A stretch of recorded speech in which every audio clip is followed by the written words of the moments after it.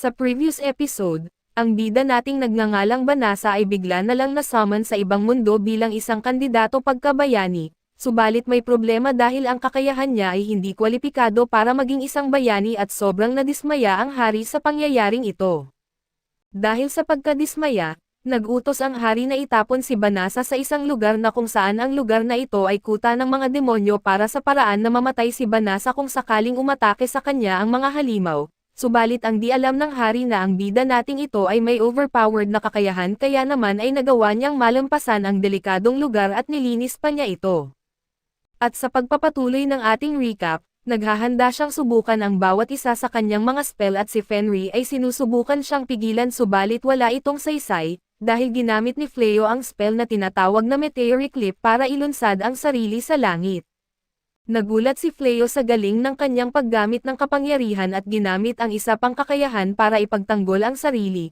Pinakita rin ni Fenry na siya ay mahusay din nang siya ay lumipat ng lokasyon para makaiwas sa whirlwind ni Fleo, ngunit gumamit si Fleo ng gravitational spell para pigilan siya sa paggalaw. Nagulat si Fenry sa lakas niya at desperado na hinanap ni Fleo sa lahat ng kanyang mga spells ang isa na makakatigil kay Fenry. Iminungkahi ng kanyang sistema na gamitin niya ang subjugation magic, isang mahika na nagpapasunod sa target at pinapahintulot kay Fleo na kontrolin ang mga iniisip at galaw nito.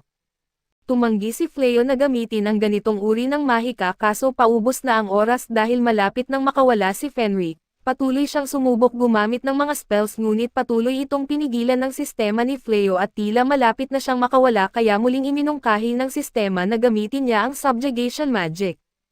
Paulit-ulit itong sinasabi ng sistema kaya patuloy ang pagtanggi ni Fleo dahil bagong tao lang siya sa mundong ito, at ayaw niyang magdala ng ganitong uri ng katiwalian mula sa kanyang dating mundo at sa wakas, umamin si Fenry na wala siyang mahika na makakapagpalaya sa kanya at sinabi na lang kay Fleo na tapusin na ang kanyang buhay.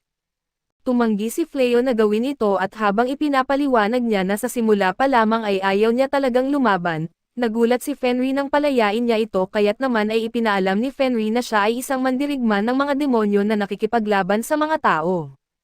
Ipinaliwanag ni Fleo na hindi siya nag-aalala kung ang isang tao ay tao o demonyo at hindi lang talaga siya pabor sa pagpatay sa isang sumuko na. Nagulat si Fenry sa kabaitan niya at binawi niya ang kanyang beast transformation para bumalik sa pagiging tao.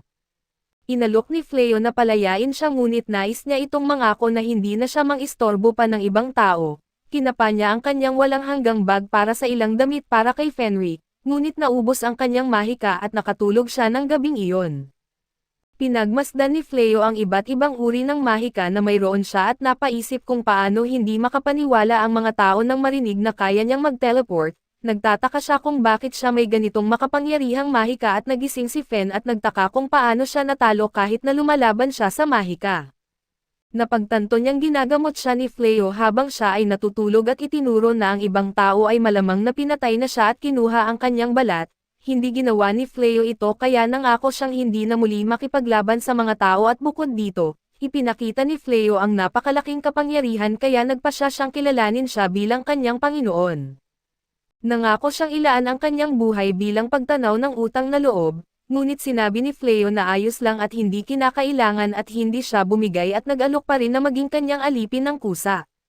Tumanggi si Fleo na magkaroon ng anumang alipin, ngunit nagpasya siya na kung hindi siya maaaring maglingkod sa kanya ay wala nang natitirang dahilan para mabuhay pa at pinigilan siya ni Fleo at pumayag na hayaan siyang sumama sa kanya. Kinalaunan ay ibinahagi ni Fleo ang lahat tungkol sa kung paano siya tinawag at nabigo na maging kandidato bilang bayani dahil wala siyang kakayahan, ipinakita niya kung ano talaga ang kanyang hitsura at ipinaliwanag na hindi niya alam ang susunod niyang gagawin.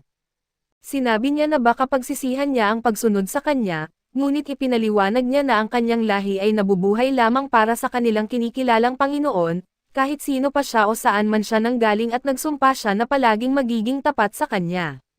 Muling pumayag si Fleo na manatili siya sa kanyang tabi at hindi na maaaring maging mas masaya pa siya. Sa kastilyo ay nadismaya ang hari nang marinig na hinayaan lang ng tinaguri ang Golden Hero na mapuksa ang mga tropang pinamumunuan niya. Sinisi ng bayani ang mga sundalo sa kanilang pagpanik at ipinaliwanag na ginawa niya ang lahat ng kanyang makakaya para iligtas sila, umalis siya ngunit may isang sundalo na nagsabi sa hari na ang bayani ay nakaupo lang sa likod ng hukbo sa buong oras at tumakas habang nakikipaglaban ang lahat. Sinisi niya ang lahat sa kanilang pagkatalo at mukhang masama ito, kaya nagsimula ang ilang tropa na magalit sa bayani at nang mag-isa ang bayani, nagngit-ngit siya sa galit dahil walang pagbuti ang kanyang mga kakayahan kahit matapos ang isang buwan ng pagsasanay. Kaya niyang lumaban sa mahihinang halimaw ngunit wala siyang magawa laban sa anumang nilalang na may kakayahang lumaban. Biglang dumating ang lingkod ng bayani na nagngangalang Soya para batiin siya at ito'y talagang mapanlamang, dahil sa inaya niya ito na sumama sa kanya para magpakasasa sa luho gamit ang pera ng kastilyo. Kinabukasan, nagpa siya si Fleo na pumunta sa Adventurers Guild para kumita ng pera subalit hindi pa rin siya masanay na tawagin siyang master nito. Napagkamalan sila ng isang mangangalakal na mag-asawa kaya naisip ni Fleo na baka mas madali silang maglakbay ng hindi mukhang nakakahinala kung magpanggap silang mag-asawa. Masayang pumayag si Fenry na maging asawa niya dahil pangarap ng isang Lupin na magkaroon ng malakas na asawa. Sinubukan ni Fleo na ipaalala sa kanya na magkunwari lang sila kaso huli na dahil tinatawag na siyang darling ni Fenry. Sa Adventurers Guild ay nakakuha si Fenry ng sarili niyang Adventurous Tag at ang pagkakaroon ng mga katugmang access kasama si Fleo, ay nagpaalala kay Fenry sa isang ritual ng kasal sa kanilang lahi na mga Lupin, kung saan ang magkapareha ay lumulunok ng mga buto ng kanilang nahunting na mga biktima. Swerte para sa ating bida, ang pag-iisip niya ay naputol ng hingin ng receptionist sa guild ang pangalan ni Fenry. Tumawag si Fenry sa babaeng tao habang ipinagmamalaki niyang sasabihin ang kanyang tunay na pangalan, ngunit pinutol siya ni Fleo at inirehistro siya sa ilalim ng pangalang Rez. Pagkatapos ay ipinaliwanag ni Fleo na kailangan niyang mabuhay bilang isang tao mula ngayon, kaya kailangan niyang masanay sa paggamit ng mga pekeng pangalan at biglang inanunsyo na may isang urgent na quest sa guild upang pigilan ang ilang Psycho Bears na makapasok sa lungsod. Lahat ng adventurers ay natatakot dahil ang mga Psycho Bears ang sumisira sa hukbo ng bayani. Ito ay isang emergency kung saan ang mga adventurers ng anumang ranggo ay maaaring tumanggap ng trabaho at upang hikayatin na may tumanggap nito ay magbabayad ang guild ng 10 beses sa karaniwang halaga kada bear. Malinaw na napaka-profitable ng trabaho, ngunit nag-alinlangan si Fleo kung kaya niya ito at iminungkahi ni Ray na siya mismo ang tatalo sa mga Psycho Bears at ito ang magpapatunay kung gaano kalakas si Fleo, dahil siya ang nakatalo sa kanya.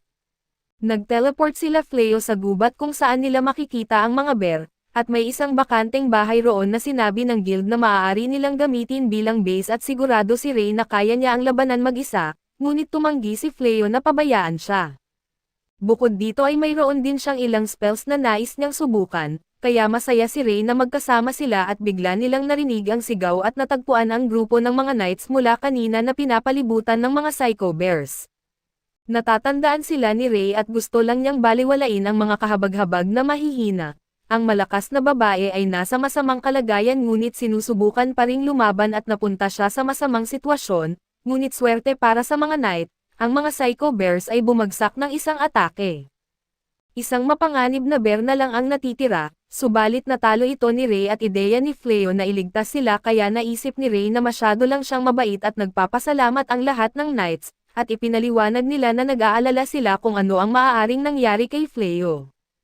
Natatakot si Fleo na baka malaman nila ang tunay na pagkakakilanlan ni Ray kaya't ipinakilala niya siya bilang kanyang kasama sa paglalakbay. Nais ni Ray na ipakilala siya bilang kanyang asawa kaso sila ay muling naputol ng isa pang Psycho Bear. Diretso itong sumugod kay Ray subalit binagsak niya ito sa isang nakakatakot na titig. Nagkunwari si Ray na hindi niya alam kung ano ang nangyari at tumatango ang bear nang ipinapalagay nila na ito ay sumuko. Nagpa siya silang kunin ito bilang alaga pero ikinagulat ito ng mga knights dahil ang mga Psycho Bears ay sapat na mabangis upang talunin ang hukbo ng bayani. Sinabi ni Ray na ito ay mas malaking dahilan upang kunin ito bilang kanilang alaga, ngunit gusto ni Fleo ang ideya na pigilan ito mula sa pagdulot ng pinsala sa iba at nilagyan ni Fleo ng kwelyo ang bear na pipigil dito na magwala, at ginamit niya ang spell na shapeshift para baguhin ang itsura nito upang hindi ito masyadong kapansin-pansin. Sinubukan nilang mag-isip ng pangalan para dito, ngunit hindi makapaniwala ang mga knights kung paano nila madaling napaamo ang gayong mabangis na hayop. Pagkatapos ay nagpasalamat ang mga knights kay Fleo sa muling pagligtas sa kanila at ipinakilala nila ang kanilang mga sarili. Bukod kay Bellosa ay naroon din si Blossom at ito ang malakas na mandirigma, si Balano na isang witch at ang dating magsasaka na si Bierry at ipinahayag ng mga knights na nais nila si Fleo na turuan sila kung paano lumaban. Nagalit ang Golden Hero nang mabigo ang kanyang hukbo kaya nagdeklara siyang hindi na niya muli pangungunahan ang anumang puwersa laban sa Dark One, tanging magbabago lamang ang kanyang isip kung makakita siya ng mga taong mapagkakatiwalaan niyang paglilingkuran siya. Nagkulong ang Golden Hero sa kanyang kwarto hanggang sa dumating ang panahong ito, kaya nagutos ang hari sa lahat ng mga knights na italaga ang kanilang mga sarili sa pakikipaglaban hanggang sa makaya nilang talunin ang mga nilalang sa antas ng mga Psycho Bear. Hindi man lamang nila magapi ang isang Psycho Bear ng magkakasama, kaya kailangan nila ang tulong ni Fleo at napag-isipan ni Fleo kung paano niya hindi talaga alam kung paano gumagana ang mahika sa lahat, kaya walang pag-asang makakapagturo siya kahit kanino.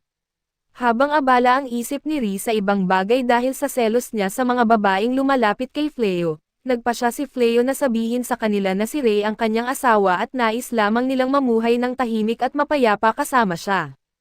Umatras ang mga knights nang maintindihan nila ang sitwasyon at si Bares na isa sa mga knights, ang nagmungkahi na tulungan sila ni Fleo at binigyang diin niya na bilang asawa niya, alam niya higit kanino man na si Fleo ay mabait na tao na hindi kayang pabayaan ang nangangailangan. Bagamat alam ni Fleo na hindi niya talaga kayang magturo ng hindi niya alam, nakikita niyang kailangan talaga nila ng tulong niya at ipinaliwanag niya na maaaring hindi siya magaling na guro, ngunit pumayag siyang maturuan sila. Tuwa na tuwa ang mga babae ngunit may isa pa silang hiling at kailangan nila ng matuluyan at handa silang magbayad ng upa para sa isang sulok ng sala. Naisip ni Reyes na magandang ideya ito dahil maraming silid at maaari silang magtabi ni Fleo sa pagtulog dahil sila ay mag-asawa. Sa ibang lugar, iniulat sa Dark One na ang taong nagtanggal sa mga demonyo at naglinis ng Deza Forest ay hindi bahagi ng kaharian ng Cairo kundi isang individual lamang. Nagulat ang Dark One nang marinig na may isang tao na sapat ang lakas ng mahika upang agad na mapuksa ang mga demonyo. Nagpasya siya at inutusan ang kanyang mga tauhan na hanapin at dakpin ang taong ito sa anumang dahilan. Kaso dito muna matatapos ang ating recap sa anime na ito. Antabayanan po ninyo sa susunod ang bago nating episode.